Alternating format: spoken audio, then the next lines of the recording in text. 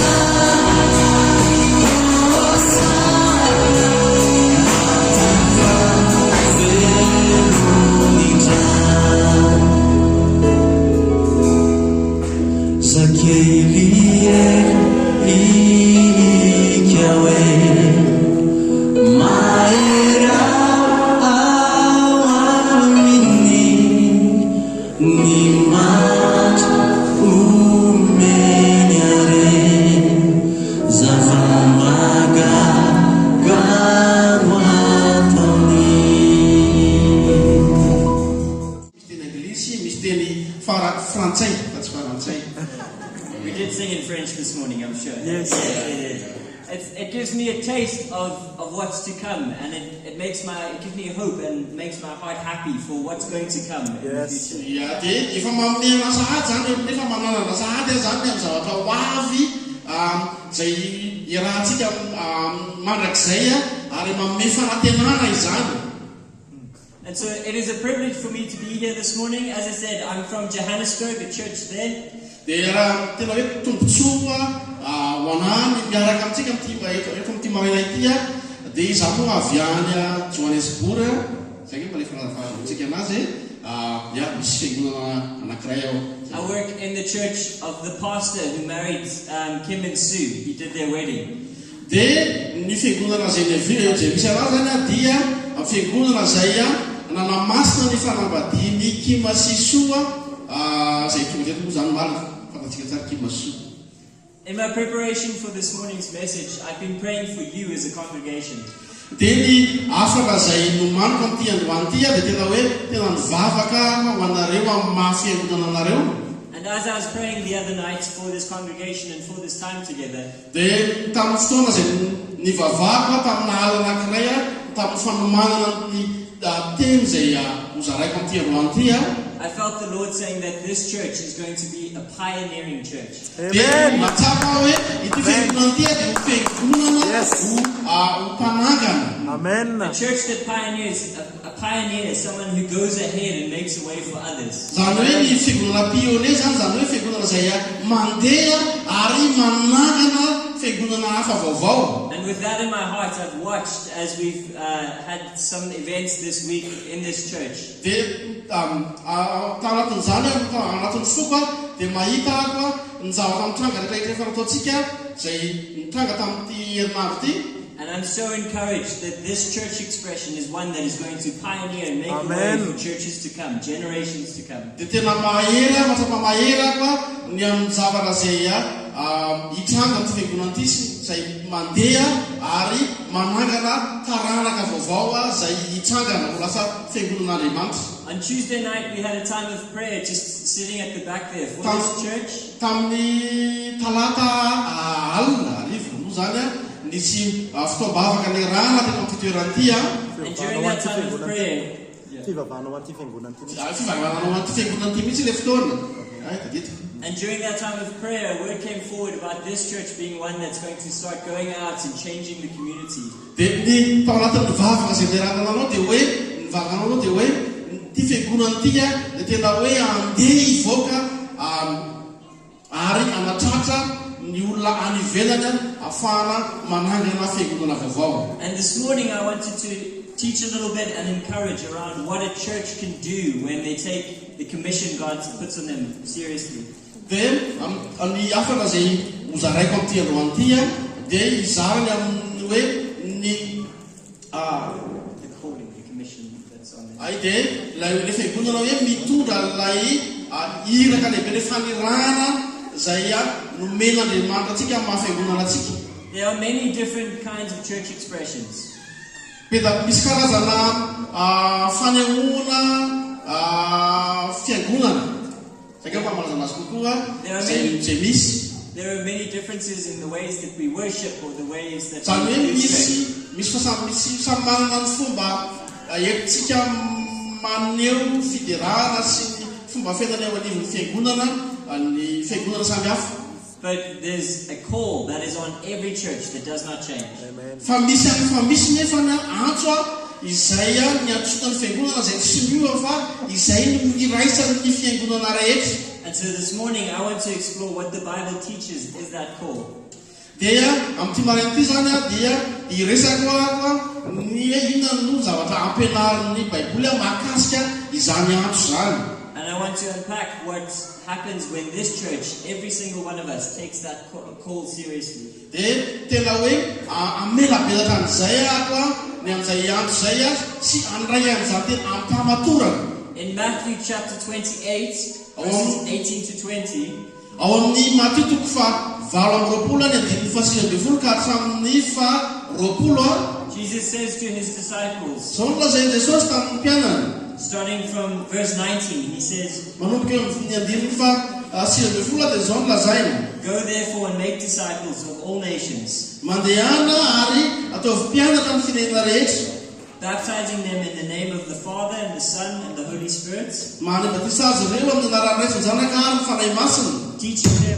teaching them to obey all that I have commanded you. Mampianatra azy ireo ny zavatra rehetra izay efa nampianariko anareo. And behold, I am with you to the end of the age. Ary ino ao momba anareo mandrakariva mandrapatapitra ny fahataperako, mandrapatokana ny fahataperako tontolo zao. This is often referred to as the Great Commission, and I'm sure you have heard it before in this church. Zay le antsoina hoe iraka lehibe ary mino efa enitsika foana zany amin'ny mahafiangonana antsika. Church exists for far more than just a Sunday gathering like we're having this morning. Ny fiangonana, ny ampisin'ny fiangonana dia tena mihoatra lavitra amin'ny hoe fivoriam-piangonana fotsiny isaky ny alahataka izao. This is wonderful what we are doing this morning, Tena mahafinaritra le fiainantsika ohatry zao and it is good. tena tsara. But it is one expression of what is encompassed in being part of the church. Fa zay nefa anisan'ny fisehoana anankiray fotsiny ao anatin'le hoe tena antom-pisin'ny fiangonana amin'ny ankapobeny. This mandate of going out into the nations and telling people about Jesus Ilay fanomezana fahefana zay hoe amin'ny mahafiangonana antsika hoe mandeha ary mamita iraka zay nomen'Andriamanitra antsika. It's not just something for the church leaders or elders to do. Ary zay iraka zay nefana fanarahana zay nefana tsy ho an'ireo mpitarika fotsiny zay manao an'izany. It's not just something for the evangelists or the missionaries to do. Tsy asa fotsiny natao ho an'ireo evangelista ihany koa ho an'ireo mety hoe mpitarika samihafa tany amin'ny fiangonana manao an'izany. Each of us play a unique part in building the kingdom of God. Fa isika tsirairay avy eo dia samy manana andraikitra ao anatin'izany zay ananganana ny fanjakan'Andriamanitra. In 1 Corinthians 12 verse 12, Paul describes the church as a body. Ao amin'ny Korintiana voalohany toko 12 dia niteny Paul resaky Paul mahakasika ny fiangonana tahaka ny hoe tena iray. Just like a body is made up of many parts, like an arm or a foot. Tahaka ny tena zany zay misy tanana, misy tongotra, misy maso, nosy, ny sisa sy ny sisa. So the body of Christ is made up of many people with different giftings. Zany hoe ny fiangonana zany dia misy rantsana samihafa zay talenta samihafa samy manana tsirairay avy. In Ephesians 2 verse 10, ao amin'ny Efesiana toko 2:10, the Bible tells us that we are created in Christ Jesus, dia miteny Baiboly hoe isika dia noforonina ao amin'ny Kristy Jesosy. that we are God's workmanship. Isika dia noforonina tao amin'ny Kristy zay Each of you here were created uniquely by God. isika tsirairay avy ireo zany dia tena hoe noforon'Andriamanitra manokana ho azy ho an'Andriamanitra. He goes on to say that we were prepared we were created for good works.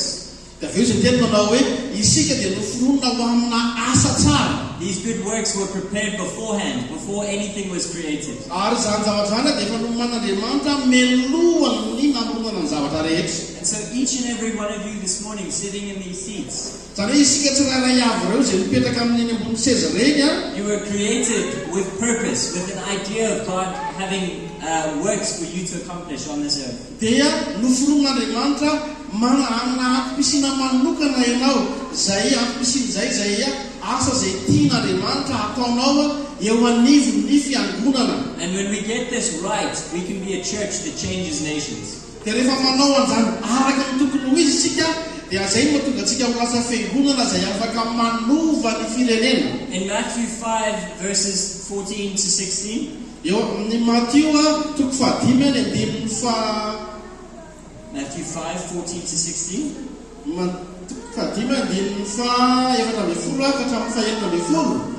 Jesus is speaking, it's the Sermon on the Mount.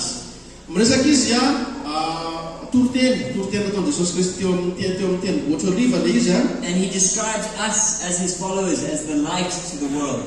dia ny zavatra andresany dia hoe resaka mahakasika ny hoe isika fahazavany zao tontolo zao atsika. It says, "You are the light of the world. A city set on a hill cannot be hidden. dia zao lazainy hoe ianareo no fahazavan'izao tontolo zao tsy azo afenina izay tanàna miorona eo an-tampon-tendrombohitra. Nor do people light a lamp and put it under a basket, but on a stand, and it gives light to all in the house. Ary koa tsy misy olona mandrehitra jiro ka mametraka azy eo ambanin'ny vata famarana, fa apetrany amin'ny fanaovan-jiro ka dia mazava amin'izay rehetra ao an-trano zany. In the same way, let your light shine before others, so that they may see your good works and give glory to your Father who is in heaven. Ary aoka azava eo mason'ny olona toy izany koa ny fahazavanareo mba ahitany ny asa soa anareo ka ankalazan'ny ray izay any an-danitra. This church is called to be a light into this area, into this city. Zany ity fiangonana ity dia natsoan'Andriamanitra ho fahazavana eto amin'ity fiarahamonina misy atsika ity sy eto amin'ny tanàna misy atsika ity. And you see there that Jesus says that it is our good works, just like he said in Ephesians 2 verse 10, it is our good works which are our light that glorify our Father. Dia mahitatsika izy hoe fahazavana ozy izy zay lesana Jesosy eto zany tahaka ilay nresana tary amin'ny Efesiana zay efa niresantsika teo hoe isika dia fahazavana zay eo anivon'ny fiarahamonina zay misy atsika. The New Testament gives us a description of what a healthy church looks like and what it does in the nation around us. Ny amin'ny Efesiana dia manambara amintsika ny amin'ny ohatrin'iza no fiangonana salama zay we see one of these mitondra fiantraikany eto amin'ny fiarahamonina misy atsika. We see one of these descriptions in Acts chapter 2 verses 42 to 47. Ny anisan'ny fanehoana anankiray zay makasika amin'ny fiangonana dia hitantsika ao amin'ny asan'ny apôstôly toko faharoa teny andinin'ny faharoa amby efapolo ka hatramin'ny fahafito amby efapolo. If we can read it together. Okay. Acts chapter 2 verse 42 to 47. Ndao atsika araka ijeran'izay ao amin'ny asan'ny apôstôly toko faharoa teny andinin'ny faharoa amby efapolo ka hatramin'ny fahafito amby efapolo. Afaka miaraka tsika anatin'izay You can go for it. ao anane asan'ny apôstôly toko faharoa teny andinin'ny faharoa amby efapolo ka hatramin'ny fahafito amby efapolo. Ary izy ireo nahatra tamin'ny fampianaran'ny apôstôly sy ny fiangonana sy ny famakinan'ny mofo ary ny fivavahana dia raiky tao ohatra ny olona rehetra teo ary fagagana sy famantarana maro nataon'ny apôstôly. Ary izay rehetra nino dia niray toerana sady niombonany avokoa ny fananany rehetra ary namidy ny taniny sy ny tafananany ka nozarainy tamin'izy rehetra araka izay nilainy avy. Dia niraisaina itsanandro izy ka nazotona keo ankianjan'ny tempoly ary namaky mofo tao an-trano ka nihinana kanina tamin'ny fifaliana sy ny fahatsara-po. Amenna. Niderin'Andriamanitra sady nahita fity tamin'ny vahoaka rehetra ary ny olom-bonjena dia nanapin'ny tompo isanandro isanandro. Amen. Doesn't that sound like a good church? Like a church you would want to be a part of? Yes. Hitanareo hoe tena ohatran'ny hoe mifantarana zany hoe tena fiangonana tsara. It was a church that if you read through the book of Acts, changed the nation around them. Ity dia fiangonana rehefa mamaky ny bokin'ny sain'ny apôstôly tsika dia fiangonana zay nanova olona maro tamin'ny firenena samy hafa. It was a church where everyone involved played their part. Dia ty fiangonana ity koa dia atsika fa tsirairay avy ao anatin'ilay fiangonana dia samy raiky miary tena mahatanteraka an'izany araky ny tokony ho izy. A church that understood the calling, individual callings that each person played within the church community. Fiangonana zay nahazo tsara mihitsy ny antony tsirairay avy sy ny andraikiny ao anatin'ny fiangonana mahafiangonana azy. It's easy for us to read a passage like this Tena mora amintsika ny mamaky andalatsoratra famasana tahaka an'io and then to say, that's nice, but my church is different. dia mitentsika manao hoe mahafinaritra kosa zany fahafiangonako nefa ny hafa mihitsy. That it worked for them, but I'm in a different context. Mety tamin'izareo zany fa zay efa amina toerana hafa mihitsy. Passages like this in the New Testament are not just descriptive, they are prescriptive. Okay. Tsy fanolotsoritana fotsiny tsy fanolotsoritana fotsiny fa tena mandidy torolarana. Okay. Ny tena Andriamanitra tahaka an'ity zany dia izay tsy fanontotana fotsiny izy fa tena mandidy tena hoe mametraka araka ny zavatra tokony ho arahana. It's not just telling us how things were, but it's telling us how things should be. Tsy miteny amintsika fotsiny izy le hoe ahoana tokony afandeha ny zavatra anankiray fa manazava amintsika izy any amin'ny hoe inona ny tokony ho izy sy tokony ataontsika. If you think, if I go to a doctor and I have a sore stomach, ohatra manokana zao hoe mandeha makany amin'ny dokotera ohatra manana aretim-bavony. the doctor doesn't just tell me, oh, you have this wrong with you, Dia dokotera tsy miteny fotsiny aminahy manao hoe ity tena problème manao. and then say goodbye and leave me as I am. Dia avy eo izy miteny manao hoe bye-bye, dia avy eo avy any amin'izao fotsiny any ah. He gives me a prescription of what I must do. Fa manome anahy zany ordonnance ny amin'ny zavatra tokony ho ataoko. That's what's going on in the Bible here. That's what God's doing with us. Zay ny zavatra mitranga eto zany a, zay ny zavatra tian'Andriamanitra ho atao eto amin'ny tenin'Andriamanitra ity. Not just telling us how things were, but telling us how we must act. Tsy hoe miteny amintsika izy hoe inona ny zavatra mitranga ao, fa miteny amintsika izy hoe inona ny zavatra tokony ho ataontsika. There's a beautiful story about the church of Ephesus in Acts chapter 19. Ao amin'ny asan'ny apôstôly toko fa 9 dia misy tantara mahafinaritra zay manazava bebe koa ny amin'izany. It's found in Acts 19:21 to 41. Tantaran'ny Efesosy. And I'm not going to read it, I'm going to tell the story because it's lots of verses. Ya dia tsy ovakitsika ilay satria ny beda misy verset beda be ilay izy fa tantarana fotsiny tantarana fotsiny tantasy Verses 21 to 41. Acts chapter 19, 21 to 41. Zany eo amin'ny asan'ny apôstôly toko fa 9 any andiny fa 2 ka hatramin'ny fa 2 Have you guys heard of the church of Ephesus? efa naheno antsika amin'ilay fiangonana any Efesosy. This is the church that Paul writes the letter to the Ephesians to. Dia lay fiangonana zay namoratan'i Paoly amin'ny Efesiana, ho an'ny Efesiana. It's a church that is spoken about a few times in Acts. Fiangonana zay noresahana misy ao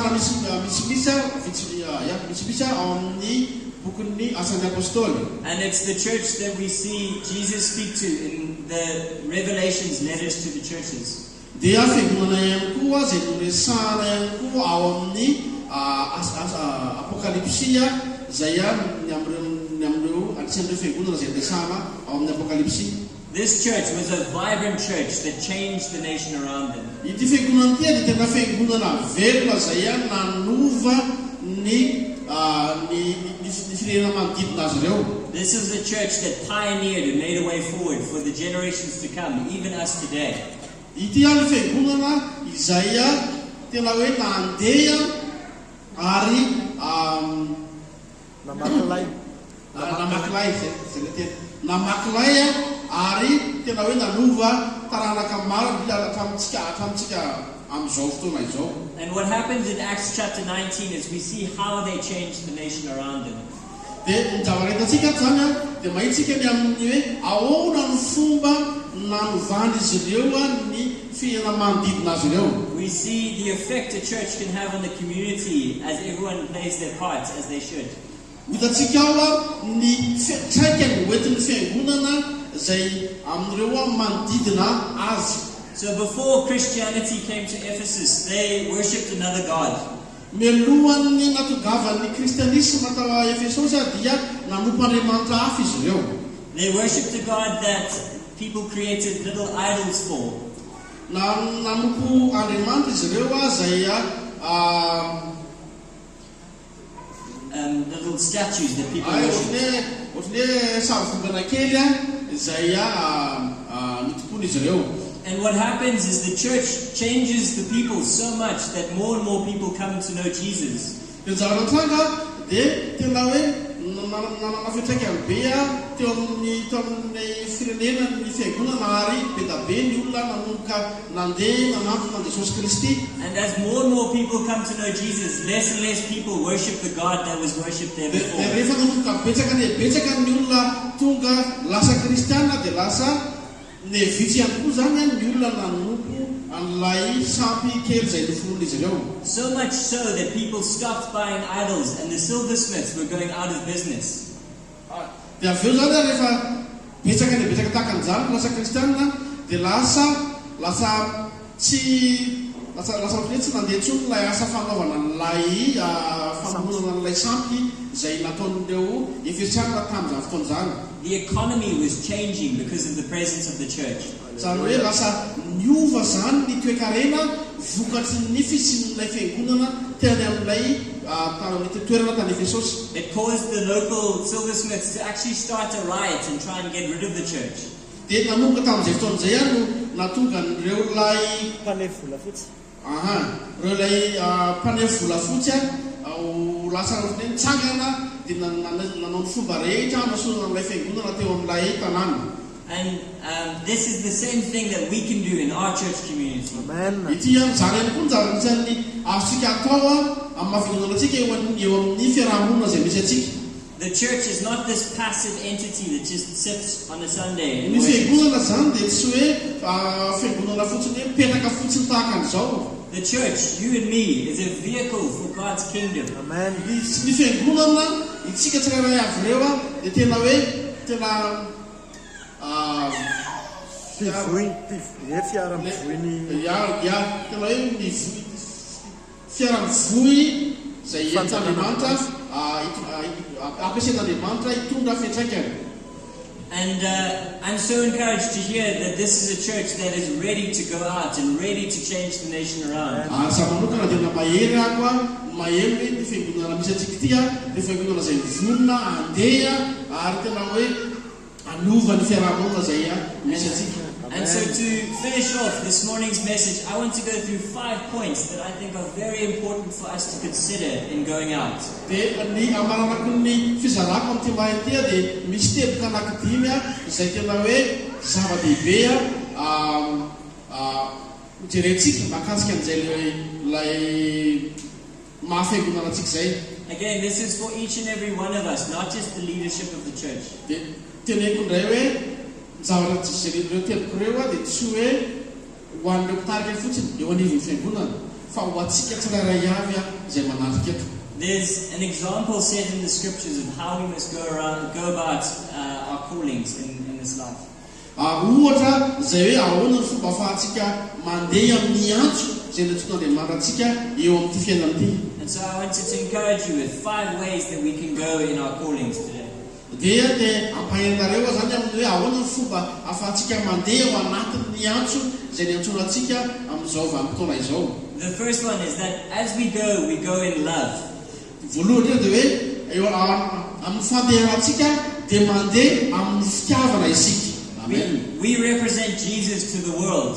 Zany hoe maneho an'i Kristy tsika, Jesosy Kristy tsika eo amin'izao tontolo izao. It was described yesterday that we are like a poster that tells people about Jesus. Tahaka nazavaina ombalo hoe isika dia tahaka ny afisy izay maneho an'i Jesosy Kristy amin'izao tontolo izao. Because we represent him, we have to reflect his character to the world. Satria isika maneho ny toetrany.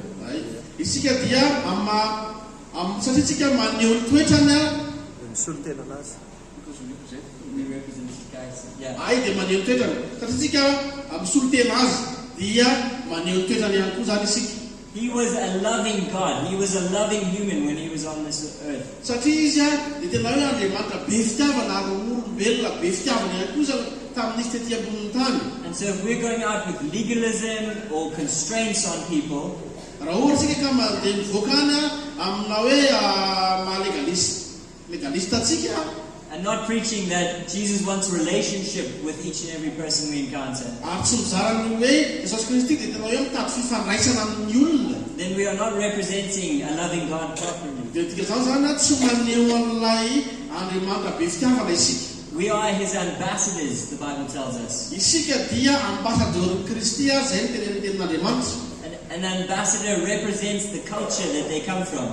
Ary ny ambassadeur dia mirepresente misolo tena lay fanjakana zay niaviny. Likewise, we need to represent the culture, the kingdom culture that we come from. Dia tahaka an'izay ihany koa zany isika mila mirepresente an'ilay kolotsaina, ilay kolotsain'ny fanjakan'Andriamanitra zay iavitsika. We're told in 1 Corinthians chapter 13, Miresaka amintsika ny eo amin'ny Korintiana voalohany toko fahatelo ambin'ny folo that we can do mighty acts, we can be wise, we can speak in the tongues of angels, we can do all of these great things. dia miteny resaka izy makasika afaka manao zavatra mahagaga maro samihafa isika afaka miteny amin'ny tsy fantana isika afaka maminantsika sisa. But if we don't have love, it's meaningless. Fa raha tsy manana fitiavantsika dia tena tsisy dikany zany. Think about how you came to Jesus. Eritrereto hoe ny fomba natogavanao tamin'i Jesosy. Did anyone come to Jesus because someone shouted at them that they're doing wrong? Nisy teny tamintsika ve tamintsika nanatana Jesosy Kristy dia aveo tsika mivazavazay ny olona hoe tena tsy normal mihitsy ny zavatra ataonao. Or was it his love that drew us towards him? Sa hoe ny fitiavany no nasarika atsika any aminy. The Bible teaches us that it's his grace that leads us to repentance. Ny Baiboly dia milaza manao hoe ny fahasoavany no nitarika no nisarika atsika ho any amin'ny Jesosy Kristy. And so if we want to see his kingdom grow and people come to know him, ka raha tiatsika ho hita ny fanjakan'Andriamanitra mitombo ary ny olona manantona ao. we must be going out and showing people the love of Jesus that he showed Mila us. mandeha mivoaka isika ary maneho ny fitiavan'i Jesosy Kristy amin'izy ireny. Again, the Bible says that we can only love because he's loved us first. Ny Baiboly dia milaza manao hoe ity isika satria izy dia tia antsika taloha. As this church goes out and pioneers and makes a way for the other churches to come, Ary amin'izao fiangonana izao mandeha manomboka mivoaka ary mizara ny fitiavany amin'ny manodidina atsika. I want to encourage you that we must do so in love. Dia tia hampaherantsika hoe raha amin'izay fandehana atsika mivoaka mizara ny fitiavan'Andriamanitra mandeha mivoaka mamaky lainy dia tokony mivoaka manao izany tsika amin'ny fitiavana. My second point of our going out and how we must do this Ny teboka faharoa ny amin'ny zavatra ataontsika rehefa mandeha mivoaka is that as we go out, we have to be led by the Holy Spirit. Dia rehefa mandeha isika zany dia tokony olona tarihany fanahy masina. The Great Commission in Matthew 28 to go out and make disciples. Ny ilay iraka lehibe dia milaza manao hoe mila mandeha isika ary manao mpianatra. God doesn't want us to just do what seems like a good idea to us. Isika zany tsy hoe mandeha mivoaka fotsiny dia manao izay zavatra eritreretintsika hoe tokony mety afaka ataontsika. Again and again in the scriptures, we see that the people who changed the world, who grew the kingdom, who built the church, they were filled with the Holy Spirit and led by the Holy Spirit. Mahitsika zany fa ny olona rehetrarehetra izay ao amin'ny Baiboly zany izay nandeha rehetrarehetra nanangana fiangonana nizara filazantsara dia olona hitantsika fa olona mitarihany fanahy masina. An example is Acts chapter 13. Ny ohatra anankiray amin'izany eo amin'ny Asan'ny Apôstôly toko fahatelo ambin'ny folo. Have you heard of Paul and Barnabas in the New Testament? Efa henontsika ve Paul sy Barnabas eo amin'ny Testamenta Vaovao? They were missionaries who planted churches everywhere they went. Ireo dia misionnaire izay nanangana fiangonana tany amin'ny toerana rehetrarehetra izay nalehany. But again and again we see that it was because they were led by the Holy Spirit. Hitantsika fa izy ireo dia hita fa n'olona no tarihany fanahy masin'Andriamanitra. In Acts 13 it says, while they were worshipping, the Holy Spirit said, set apart for me Paul and Barnabas. Tao anatin'ny fidarana izay nataon'izy ireo dia niteny fanahy masina hoe atokano ahy Paul sy Barnabas for the work which I have called them to do. Na ho amin'ny asa izay efa niantsoko azy ireo. As each of you work out what your role is, what the good works that God created you for. Isika tsirairay avy ao anatin'ny fahafantarana ny antso izay niantson'Andriamanitra atsika. We must know that it is the Holy Spirit who has set us apart and who has called us to do these things. Dia mila mahafantatra isika hoe ny fanahy masina no manokana atsika ary mandefa atsika hanao an'ilay asa izay tian'Andriamanitra mpanaovina atsika. In Acts chapter 13 verse 6 it says, Eo amin'ny Asan'ny Apôstôly toko fahaenina dia milaza manao hoe it says they went through the region of Phrygia and Galatia. dia nandeha tany amin'ny fahatry Galatia sy Frizia izy having been forbidden by the Holy Spirit to speak in Asia. dia nosakana fanahy masina tsy ho an'ny Azia. You see how specifically they were listening to the voice of the Holy Spirit. Hitantsika tsara lay fomba nianono izy ireo fanahy masina tena hoe spesifika mihitsy. So it should be with us as we go out. Dia tokony tahaka an'izay ihany koa ho antsika rehefa mandeha mivoaka mandeha isika. In Acts chapter 2, we see the moments of Pentecost where the Holy Spirit is poured out in the church. Dia mahita ihany koa tsika ao amin'ny asan'ny apôstôly toko faharoa rehefa nidina ny fanahy masina. This reliance on the Holy Spirit as a person to lead them was important to the early church. The listening to the Holy Spirit for His leading was important for the early church. Ny fanahy masina izy ireo ny amin'ny fitariana dia tena hoe zava-dehibe mihitsy. Jesus doesn't just send the disciples. Zany hoe Jesosy Kristy zany tsy hoe mandeva fotsiny ny mpianatra hoe any dia mandehana any. He first tells them to go and wait for the coming of the Holy Spirit. Fa ny tena izy hoe miandraso aloha mandra-pahatonga ny fanahy masina. Then the church grows. They go out in power. Dia atao ahinan'izay vao nandeha ny fiangonana ary mitombo noho ny amin'izay fitariana fanahy masina izay. And we see the stories like the church in Ephesus unfolding in the power of the Holy Spirit. Dia hitantsika ny fiangonana tahaka ny tao Efesosy izay tena hoe mitsangana. The next point that is vital for us as believers as we go out is church. The third. Ny fahatelo izay tena hoe tena manan-danja amintsika amin'ny maha-fiangonanatsika Is that we go out in prayer. dia hoe isika dia mandeha amin'ny vavaka. We see how important prayer was to the Lord Jesus when He walked on this earth. Hitantsika tsara ny mazava-dehibe ny vavaka teo amin'ny fiainan'i Jesosy tamin'ny ity ambony tany. It was these times of prayer that were significant in His ministry. Ny vavaka tena hoe anisany zavatra tena manan-danja be mihitsy tamin'i Jesosy tao anatin'ny ministera izay nataony. Jesus' closest people, the people that were closest to Him, His disciples, Ny mpianatra izay akaiky Jesosy Kristy they come to Him and they say to Him, Lord Jesus, would you teach us how to pray? dia nanantona Jesosy izy ireo dia nanoteny manao hoe mampianatra afaka mampianatra hivavaka ve ianao? They had watched His ministry of power where He was raising the dead, He was preaching to the nations, and He was performing miracles. Izy ireo dia nahita ny ministera nataon'i Jesosy tamin'izy nanangana ny maty nanao fagagana maro samihafa. And they didn't come to Him and say, can you teach us how to raise the dead? Dia tsy nanatona Jesosy izy ireo dia teny manao hoe Jesosy ampianary zay mba hanangana ny maty. They didn't say, teach us how to prepare a good sermon. Tsy nanatona Jesosy izy ireo dia miteny manao hoe Jesosy ampianary zay ahitoro teny tsara be. The disciples saw that what was significant about Jesus' ministry was His prayer life. Fa ny mpianatra dia mahita hoe ny zavatra tena nanan-danja sy zava-dehibe tamin'i Jesosy dia ny fiainam-bavaka Jesosy Kristy tao anatin'ny asa fanompoana izay nataony. Go and read through the Gospel of Mark.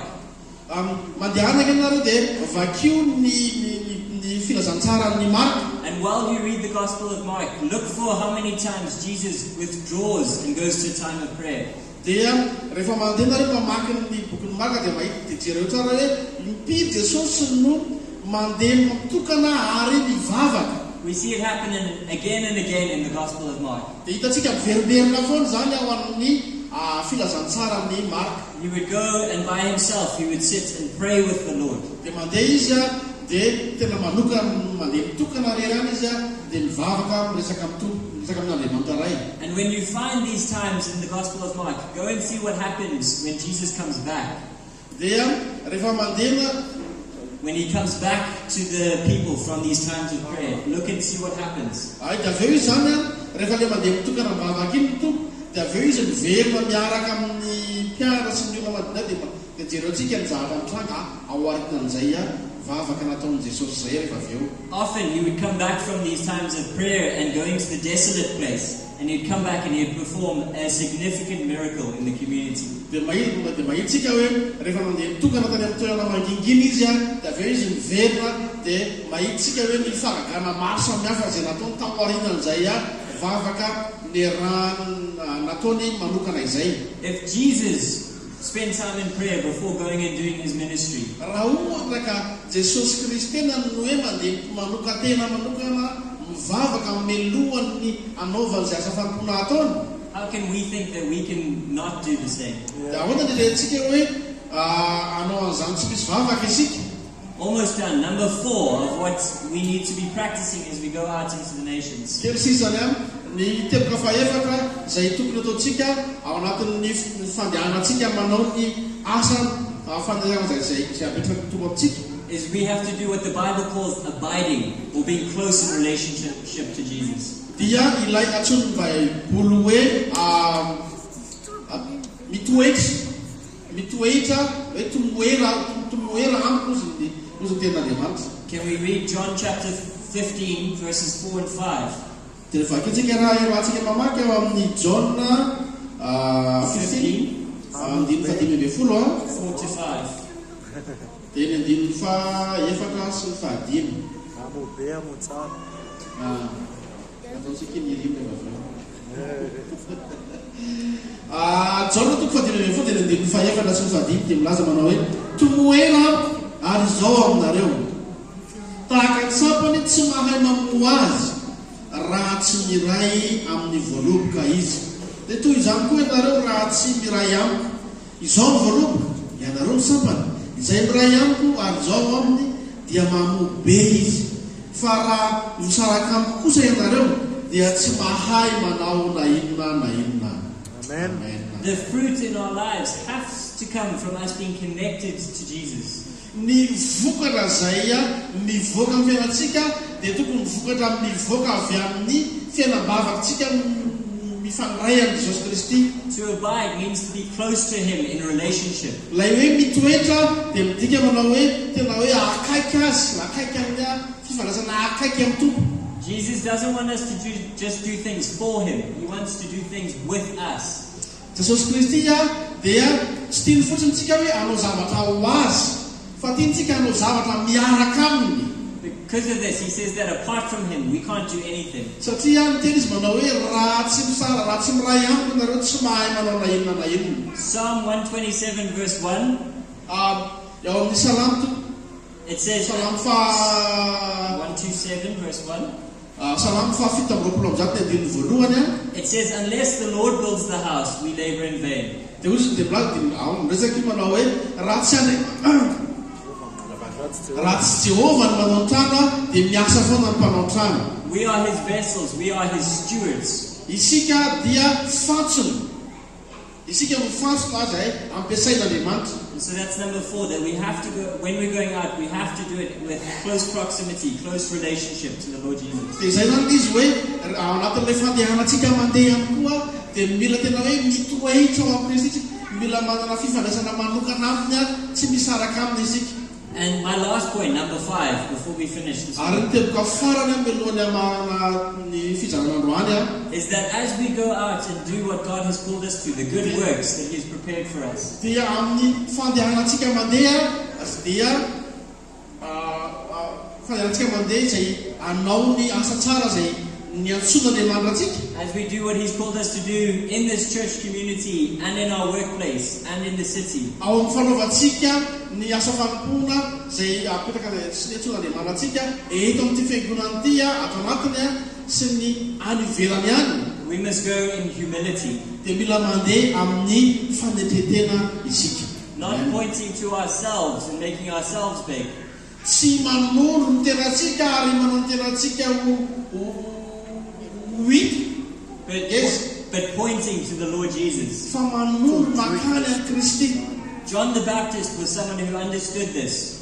I John Mpanao-Batisa no anisany olona anankiray nahazo tsara an'izany. John the Baptist was the cousin of Jesus, I John Mpanao-Batisa dia kozay an Jesosy, and his job was to prepare a way in the wilderness for the coming of the Messiah. ary ny asany dia ilay hoe nanomana ny lalan'ny Tompo zay ho avy.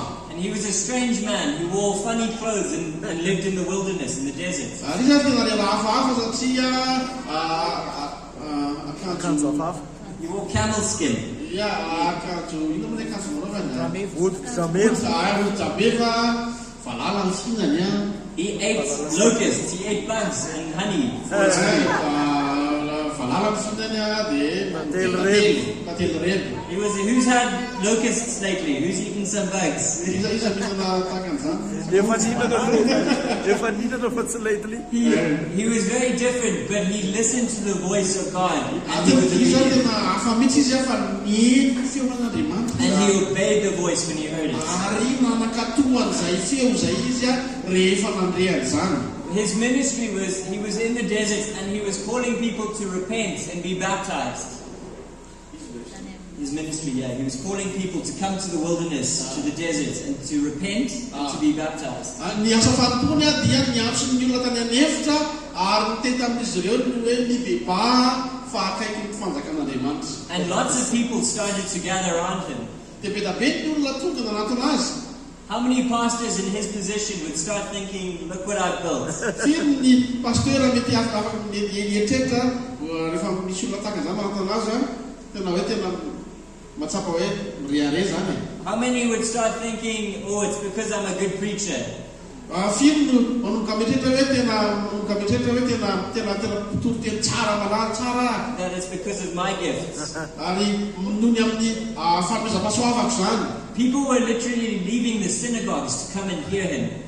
Tena hoe ny olona zany tena hoe niala tany amin'ny sinagoga mihitsy ny ala lay tena tokony hoe fitoerana tokony hiangonana fa nandeha nanantona azy tany amin'ny dezera. They were leaving the Pharisees and the Sadducees, who were feared and respected by the community. Niala tamin'ny fariseo sy sadoseo izy ireo azy anisan'ny hoe mpitaka tena hoe nekera teo amin'ny fiarahamonina azy tamin'izany fotoana zany. But what does John do? Does he point to himself? Fa ina nefa nataony John nanondro ny tena manokana ve izy? No. Tsia. In John 1:29, we see him declare. Ao amin'ny John toko voalohany dia faharaiky amby roapolo dia manambara izy He sees Jesus coming and he says to the crowd, behold, the Lamb of God. Dia zao teneno manao hoe indro zanak'ondron'Andriamanitra Who has come to take the sins away from the world. izay manala ny fahotana zao tontolo zao. Rather than pointing to himself, he points to Jesus. No tsy nanondro ny tenany izy fa nanondro an Jesosy Kristy izay tonga tamin'izay Jehovah. Is what we are doing in our lives, our works, do they say, behold the Lamb of God? Ao anatin'ny asa izay ataontsika ve tena manondro isika hoe indro lay zanak'ondron'Andriamanitra? Or do they point to our own ministries and our own giftings? Sa hoe lasa manondro atsika fotsiny lay asa fanompoana izay ataontsika? Someone comes to John in John chapter 3. They come and speak to him. Dia misy olona sasany izay tonga nanatona amin'ny John dia niresaka tamin'izy ireo taminy From verse 26 in John chapter 3, ao amin'ny John toko fahatelony dia fahaenina amby roapolo ka hatramin'ny fahatelopolo. they say, look, Jesus is baptizing and everyone is going to him. Dia jereo izy hoe ny Jesus is baptizing and everyone is going to him.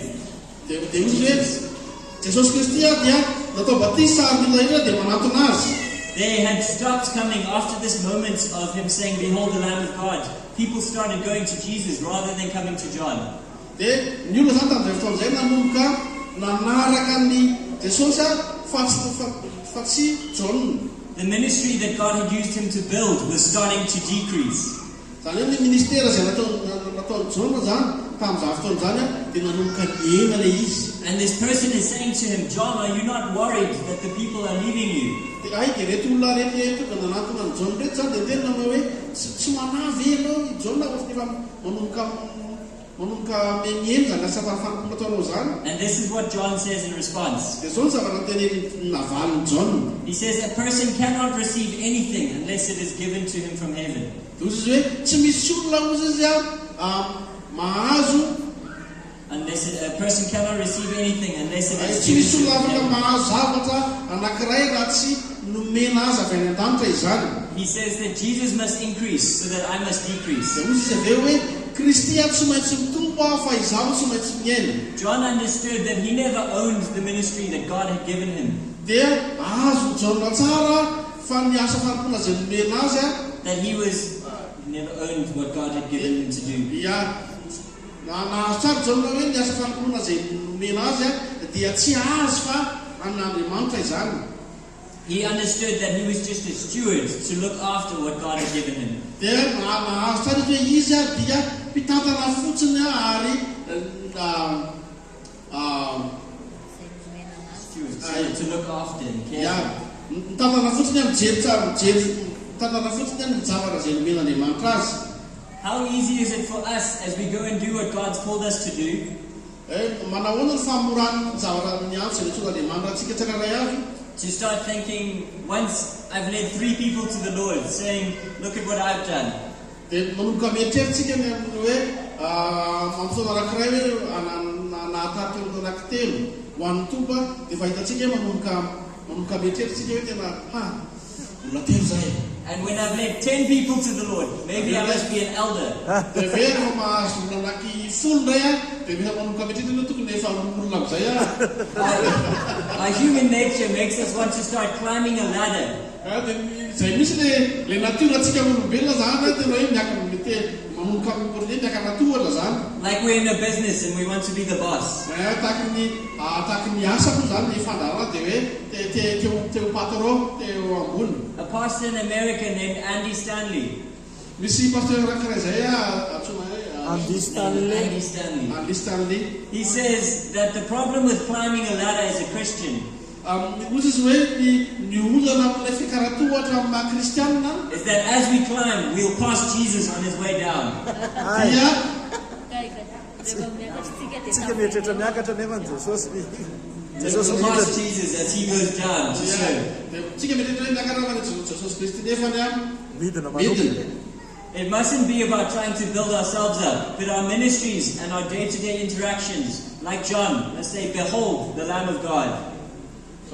Sorry, that was a long sentence. It mustn't be about building something up around us. zany hoe tsy tokony hoe zavatra rehefa fanampontsika dia tsy zavatra ataontsika ho atsika fotsiny. Our interactions with people around us must say, behold the Lamb of God. zany hoe ny fifandrarantsika amin'ny manodidina atsika dia tokony hoe manondro ary tena hoe indro ny zanak'Andriamanitra. Just like John the Baptist. tahaka ny Jona Mpanao-Batisa. You know what Jesus says of John the Baptist? Fatatsika ve zavatra tenenin'ny Jesosy momba ny Jona Mpanao-Batisa. In Matthew 11 verse 11, ao amin'ny Mateo toko faha 11, he tells his disciples that among those born of women, there's no one greater than John the Baptist. dia ohatra izy Jesosy maitsa ny Jona Mpanao-Batisa hoe amin'izay rehetra natera-behivavy dia tsy misy tahaka ny Jona Mpanao-Batisa. This strange man who ate bugs and honey in the wilderness, ity lelana hafahafa izay mihinana valala sy tantely reny ity. this man who God built something great from and then he walked away. Ray olona zay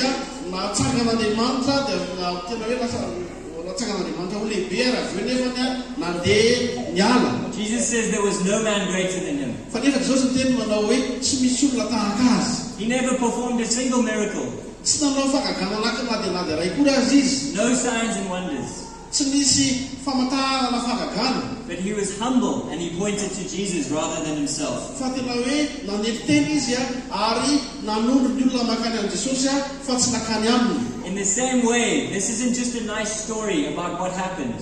Dia tahaka izany ihany koa ity dia tsy tara mahafinaritra fotsiny amin'ny zavatra izay tranga. It is something for us to do and copy and Fa replicate. ity ihany koa zavatra anankiray izay tokony ataontsika izay ahafahantsika makatahaka. And so this morning, to close off, I want to ask you 2 questions. Dia ty amin'izao maraina izao ao anatin'ny famahanaka dia ty ametaka fantaniana anankiroa amintsika. Firstly, do you know what you are called to do? What the good works that God has called you to do are? Voalohany indrindra dia hoe fantatrao ve ny antson'Andriamanitra izay niantson'Andriamanitra anao ho atao. If you're not sure what your role is in the kingdom of God, raha ohatra ka tsy mahazo antoka ianao ny andraikitrao anatin'ny fanjakan'Andriamanitra, I want to challenge and ask you this morning dia te amme fanampy ianao ary angataka anao amin'izao maraina izao to go and spend some time in the presence of God dia tena hoe andeha ary anokana fotoana eo amin'ny fanatrehan'Andriamanitra. and, like Jesus, spend time close to Him in prayer. Tahaka an'i Jesosy Kristy zay nandeha nanakaiky an'Andriamanitra tamin'ny vavaka.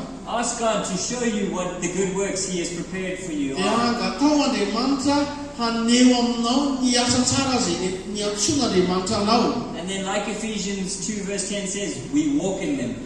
Dia tahaka ny efa nisako teo amin'ny Efesianina dia hoe mandeha miaraka aminy. And second question this morning I want to ask. Ary ny fantahina faharoa izay tiako apetraka, is if you do know what God has called you to do, raha ohatra ka fantatrao ny antso izay niantsoan'Andriamanitra anao ho atao. are you walking in love? Tena mandeha amin'ny fitiavana ve ianao? Are you carrying it out prayerfully? Tena mitondra an'izany amin'ny vavaka ve ianao? Are you close in your relationship to Jesus as you do this? Tena tafatoetra amin'ny fifanajana Jesosy Kristy ve ianao? Are you listening for the instructions from the Holy Spirit? Ary mandre ilay dalany fanahy masina ve ianao? And does your life say, behold the Lamb of God? Ary ny fiainanao ve tena manondro dia miteny manao hoe ino ny zanak'Andriamanitra? I would love to pray first this morning, but first I want to leave one more verse. Te hivavaka antsika amin'ity marain'ity afa mialohan'izany dia te hamaky tenin'Andriamanitra anankiray. James 1 tells us to not just be hearers of the word, but to be doers of the word. Ny Jakoba dia milaza manao hoe miresaka amintsika manao hoe tsy tokony mpihaino fotsiny isika fa tena mpakatao miteny. It's no good for us to just walk away and say, that was a nice message. Tsy tsara amintsika mihitsy no mivoaka ity toerana ity dia aveo milaza manao hoe tena tsara kotsaraka aza ny teny izany. You must walk away with an idea of what you want to do with the calling Fa on your mila life. mivoaka eto ianao ary manana hevitra ianao anatin'ny saina hoe tsy tena izao no zavatra ho ataoko ho an'ny fanjakan'Andriamanitra. Amen? Amen. Can I pray for us? Can we stand? Afaka mitsangana ve tsika dia hivavaka ho antsika.